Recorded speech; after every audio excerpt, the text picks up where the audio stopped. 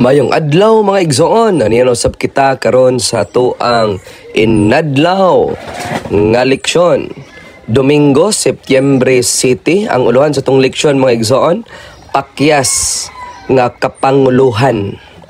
Ang atong leksyon karon mga igsoon nagdala og usa ka seryoso nga pahinumdom mahitungod sa kapakyasan sa pagpangulo.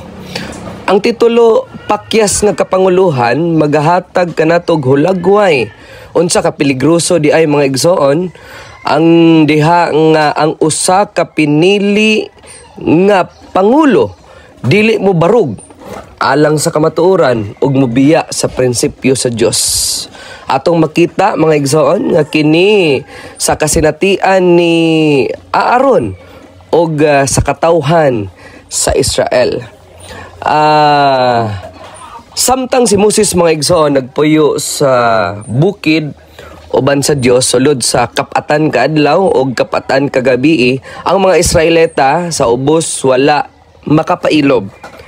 Nganuman, ang ilang panghuna-huna na puno sa kahadlok o kawalay kasiguruhan tungod kay wala na sila makakita sa ilang pangulo.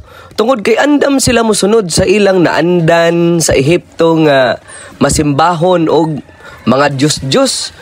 Ilang gipangayo nga paghimuan sila og makita nga Dios.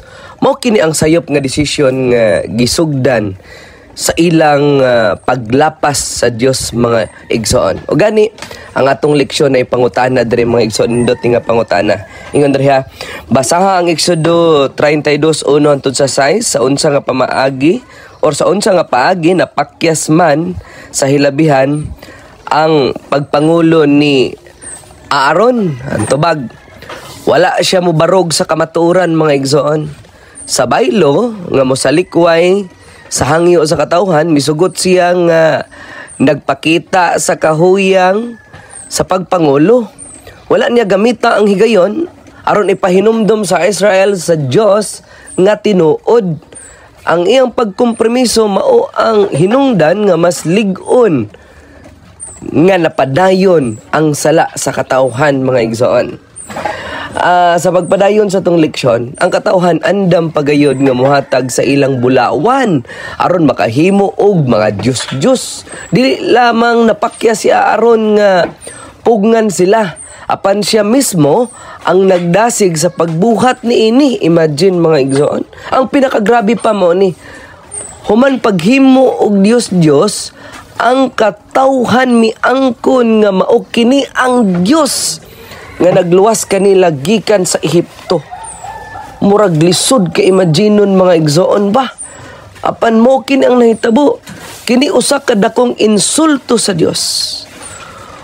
Og sa nagpakita kung unsa dali mailad ang makasasala nga kasing-kasing. Ang ilang kalipay nakabase sa kaugalingong pagbuhat og nagdala sa pagkahugno sa moralidad mga igsoon.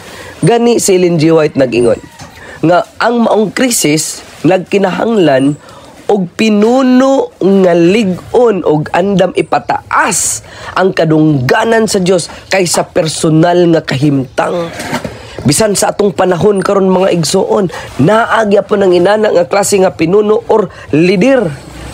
Apan si Aaron wala magpakita nini. Ang iyang kahuyang nagpalig-on sa pagkahugaw sa katawhan mga igsoon. Sa baylo nga ipatigbabaw ang balaod sa Dios, iyang gisunod ang presyur sa kadaghanan. Bisan tuod adunay pipilang nagpabilin nga matinud-anon, apan kadaghanan miuban sa paglapas.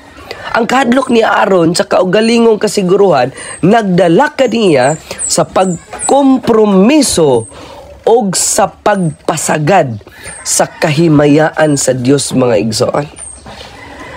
Ang leksyon nga makuha nato karon mao nga ang pagpangulo nagkinahanglan og lig-on nga baruganan og dili pagka mahadlokon. Dapat walay pagduha-duha ba? Nga kung mao ni nga ang Dios nga atong gisaligan, mao na gid ni. Dili magpadala sa hungihong. Sa uban, Ang kompromiso sa kamatuoran, bisan usa ka gamay nga butang magdala sa dakong kadaot sa katawhan, kinahanglan nato nga mobarog bisan pa sa kalisod or pagbatikos tungod kay ang kadungganan sa Dios mas labaw kaysa personal nga kahimtang mga igsoon. Ang istorya ni Aaron nagpasidian kanato nga ang kahuyang sa pagpangulo mahimong mupaluya sa katawhan ug mupasangpot sa dakong kapildihan mga igsoon. Apan kung kita magmatinud-anon lamang sa Dios mga igsoon, siya magpabilin nga magabantay ug magahatag og kusog kanatong tanan apil na sa atong mga lider or kita nga mga leaders sa atong iglesia mga igsoon. Sa atong panahon karon, daghang pressure ang musulay sa atong pagtuo. Ang katawhan usahay mangayo og mga butang nga dili uyon sa Dios. Oo, daghan kini mga igsoon bisan pa sa mga membro.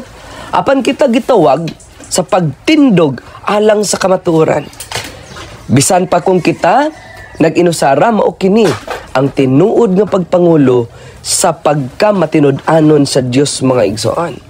Ang atong leksyon mga igsoon, wala lang kini siya nagpunting sa mga leaders nga naa sa taas, kundi general ni nga mga pangulo mga igsoon nga ug unsa no kalig-on ang atong mga pangulo labi na sa kanato nga mga elders sa iglesia nga kung kita mga igsoon mo barog sa prinsipyo sa Dios, nga prinsipyo nga atong gipahaom sa ato ang pagka-leader nga gikan sa Bible nga prinsipyo, biblical principle nga atong gipahaom sa atong pagka-leader, dili ang ato ang prinsipyo nga gipahaom dito sa Biblia mga igsoon, mahimo kitang epektibo nga leader ngadto sa mga iglesia nga atong gidala isip leader sa iglesia, leader sa matag departamento, bisan pa man sa pagka-leader sa atong pamilya, nga ang atong prinsipyo, atong barugan,